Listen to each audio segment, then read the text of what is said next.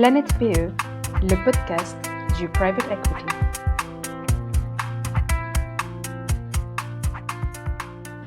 Bonjour et bienvenue sur Planète PE.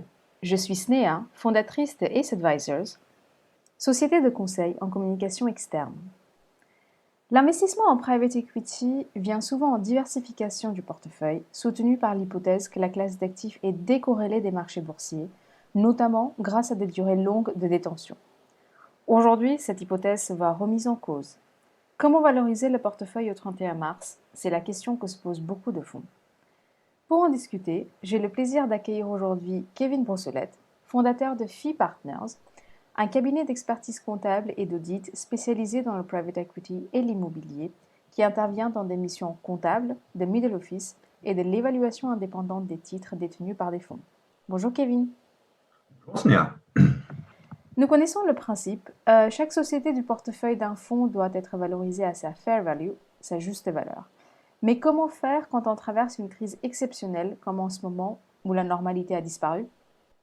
Effectivement, mais avant de parler de la situation exceptionnelle là, aujourd'hui que les acteurs économiques subissent et qu'on subit également par ailleurs en tant que salarié ou investisseur, je voudrais juste faire un petit rappel de ce qu'est la juste valeur aujourd'hui, ou la fair value, comme on l'appelle, pour resituer finalement la valorisation pour un acteur de private equity. La juste valeur, c'est un prix d'échange hypothétique tenant compte des conditions de marché actuelles et qui seraient retenues pour acheter ou vendre des actifs. Donc, ce qui est important, c'est que effectivement, c'est un prix d'échange donc hypothétique, mais surtout qui tient des conditions de marché actuelles. Donc, on ne parle pas forcément des conditions du marché précédent ni des conditions de marché futures. On parle bien d'une valorisation à date. Quelles sont aujourd'hui les conditions de marché actuelles, finalement? Il y a un fait qu'on connaît tous, qui est le confinement. Ce confinement, il engendre finalement trois niveaux d'impact en fonction des secteurs d'activité. Il y a des secteurs qui sont à l'arrêt total ou quasi au ralenti. Il y a des sociétés qui arrivent à avoir une activité, je dirais, à peu près modérée ou à 50% de leur vitesse de croisière. Et puis, il y a celles, finalement, confinement ou pas confinement, qui poursuivent leur activité en télétravail ou normal, sans effet négatif. À partir de ce fait, finalement, de confinement, il y a aussi deux inconnus. C'est notamment sa durée du confinement, qui apporte déjà une première difficulté dans la valorisation, puisqu'on a une date de départ, mais pas de fin. Donc, on a du mal aujourd'hui à valoriser ou à mesurer l'impact financier de ce confinement sur les différents acteurs économiques. Et puis, une deuxième inconnue, qui est la situation économique post-confinement, qui est importante finalement pour un acteur qui valorise, pour voir à peu près l'horizon d'investissement et l'horizon économique futur. Et effectivement, après, on peut supputer que cette situation post-confinement, sans avoir de boule de cristal, il y a quand même un consensus général qui s'impose, à savoir un ralentissement net finalement des activités au cours des mois qui suivront. On parle de contraction, de récession, voire de dépression de l'économie.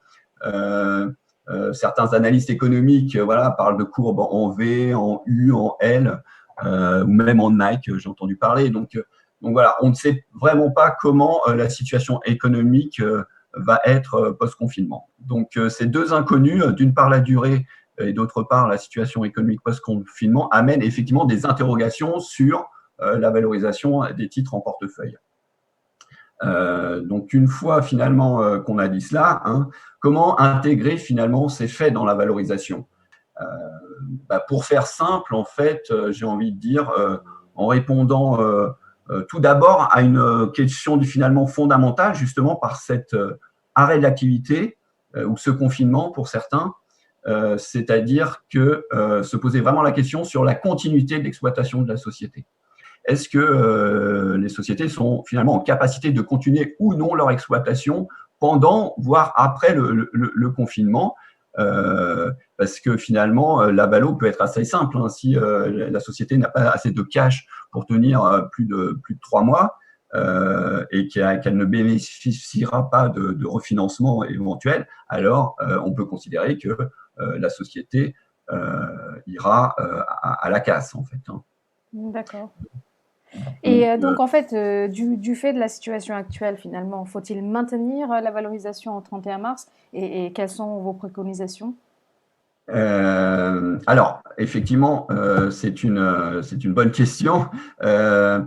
La question mérite d'être posée et a notamment été soulevée par France Invest hein, auprès de l'AMF, avec notamment la possibilité pour certains fonds de suspendre les VL sous réserve d'une documentation adéquate et notamment sur l'impossibilité de valoriser de façon fiable.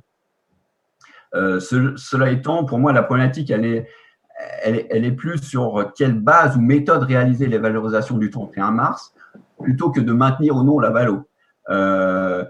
Aujourd'hui, effectivement, les valos au 31 mars, généralement, sont des valorisations intermédiaires, j'ai envie de dire, qui la plupart sont non auditées et qui faisaient généralement l'objet d'une valorisation basée sur celle du 31 décembre, en fait, sauf événement exceptionnel sur titre.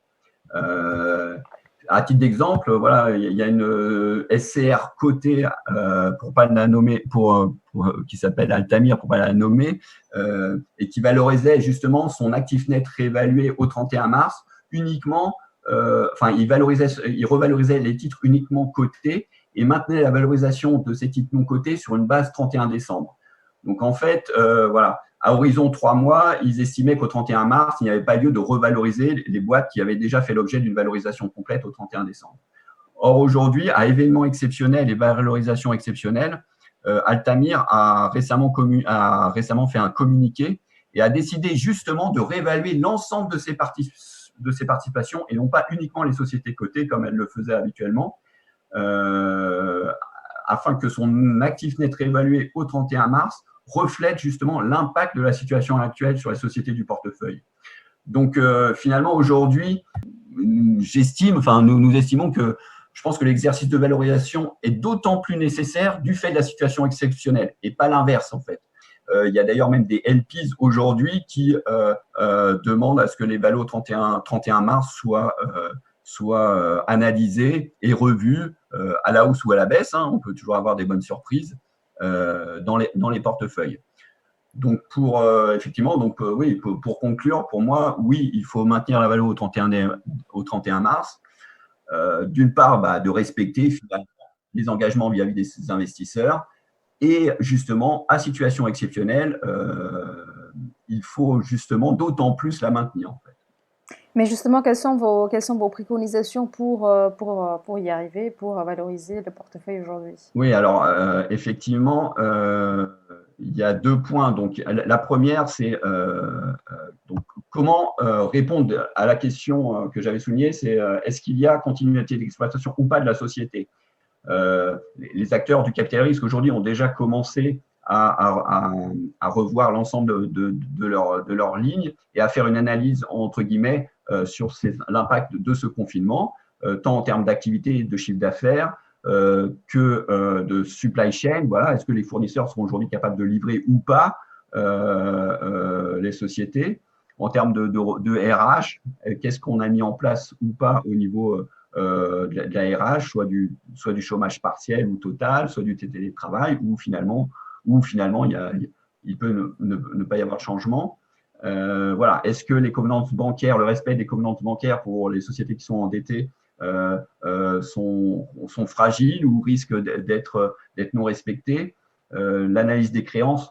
Donc, en fait, voilà, c'est faire une première analyse de la situation de chaque société et de savoir, voilà, de calculer les pertes sur 3, 6, 9 mois, de mettre en parallèle finalement les aides qui sont mises à la disposition de ces entreprises, notamment les aides de l'État, que ce soit en termes de chômage partiel, les aides, les reports d'échéances sociales, les aides bancaires que les acteurs peuvent souscrire auprès de la BPI, auprès de leurs banquiers, la possibilité d'étaler des loyers, etc. Donc, en fait, c'est faire, je dirais, d'avoir quand même de mesurer une enveloppe d'impact financier global en mettant des plus et des moins, en calculant une ardoise finalement du confinement à 3, 6, 9 mois, et de savoir si la société peut tenir d'une manière financière au niveau de sa trésorerie, et si elle peut tenir, et si elle va bénéficier de refinancement ou pas, soit de la part des banques, soit de la part des fonds finalement. Et donc voilà. Déjà, on répond à une première question sur la valorisation. J'ai envie de dire, est-ce qu'on est à zéro ou est-ce qu'il y a lieu de déprécier ou pas? Et dans un second temps, une fois qu'on a fait finalement cette première analyse et situé à peu près la viabilité de la société au-delà de 3-6 mois, à ce moment-là, une fois, la question, c'est comment finalement on intègre cet impact financier que l'on a mesuré dans la valorisation.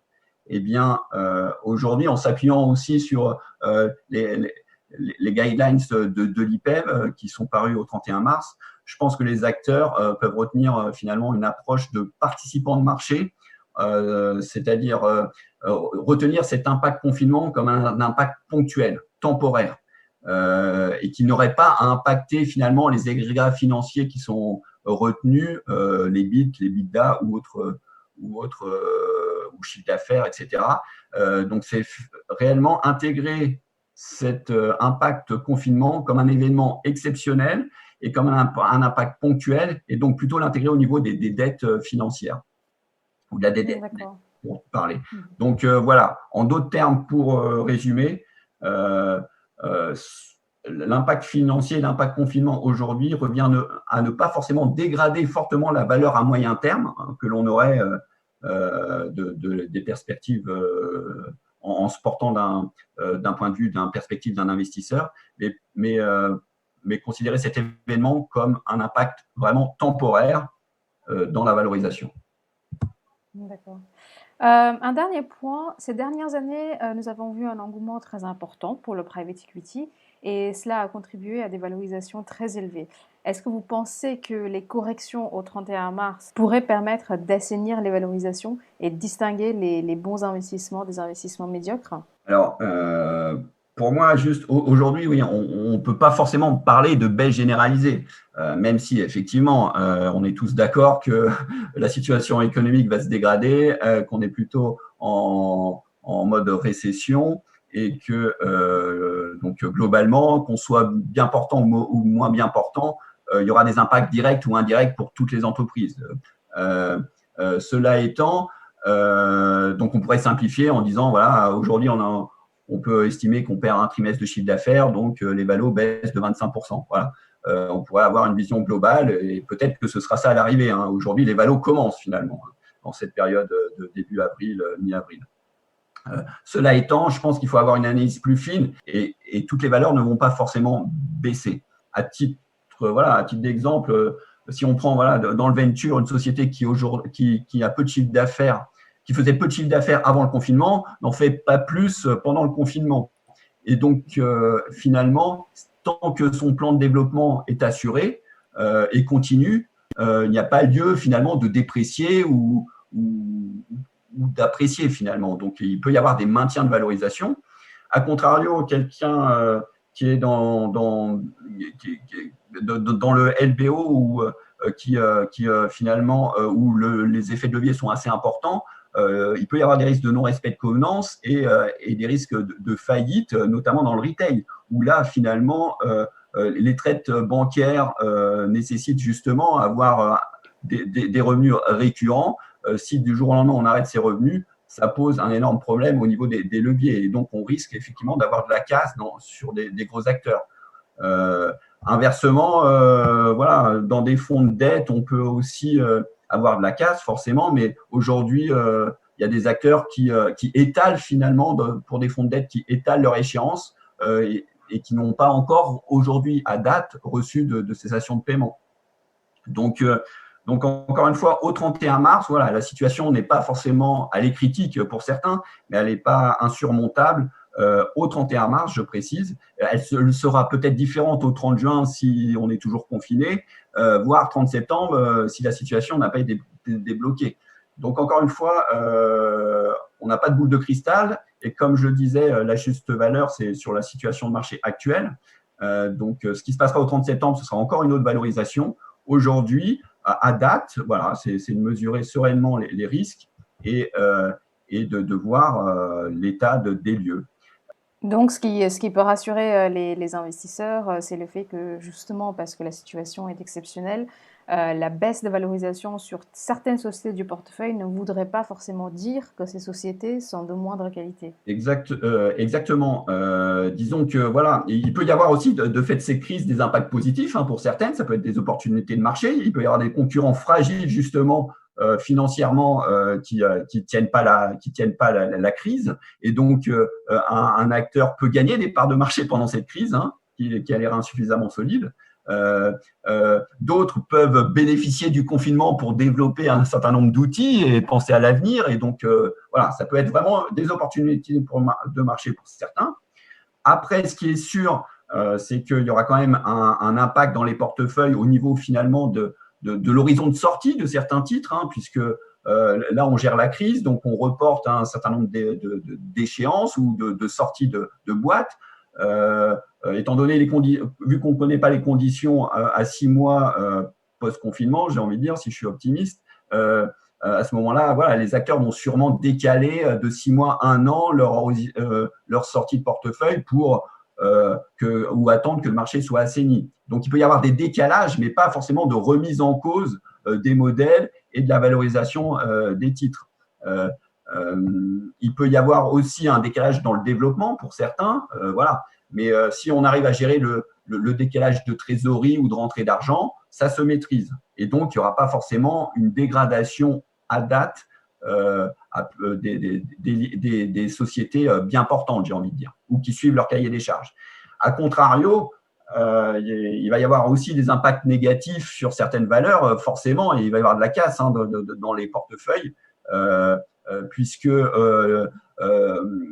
il y aura un resserrement, finalement le cash ou l'effet de la crise fait que c'est fortement consommateur de cash et de trésor, et donc finalement l'allocation ou les poches de refinancement des gérants finalement va devoir être partagée sur plusieurs titres, alors qu'avant le confinement, finalement, cette poche de refinancement était finalement allouée sur un certain nombre de valeurs qui en avaient réellement besoin et pas forcément celles qui étaient bien portantes. Et donc, de ce fait, il y aura une sélection finalement plus drastique et plus opportuniste par rapport par les gérants. Et donc, une sélection effectivement entre les entreprises qui ont déjà prouvé ou une certaine maturité par rapport à d'autres qui risquent d'être, pas forcément parce qu'elles sont médiocres, mais parce que elles nécessitent un besoin de trésorerie tel qu'elles ne pourront pas poursuivre leur activité. Donc voilà. Donc, j'ai envie de dire, oui, il y aura un effet baisse, mais qui a analysé au cas par cas et pas forcément généralisé du fait que toutes les valos de sortie, même si on est en juste valeur, toutes les valos de sortie ne sont pas forcément intégrées dans les portefeuilles. Et il y a quand même un coussin, une notion de jugement de prudence qui est pratiquée dans le capital risque. Et notamment, ce qui doit être reproché justement pour un certain nombre d'acteurs, c'est d'être trop prudent. Et donc, les règles de l'IPEV avaient évolué en décembre 2018 justement pour éviter cette trop prudence. Voilà. Alors finalement, avec l'actualité aujourd'hui, finalement, être trop prudent est plutôt un avantage et donc permet d'avoir un petit matelas, j'ai envie de dire, pour absorber ce choc économique que tous les acteurs vont subir. Donc voilà, je suis pas forcément optimiste, mais pas pessimiste, voilà, au cas par cas. Merci Kevin pour ces explications. Merci Snéha. Et merci à tous nos auditeurs de nous avoir écoutés. À bientôt. Planète PE, le podcast du Private Equity.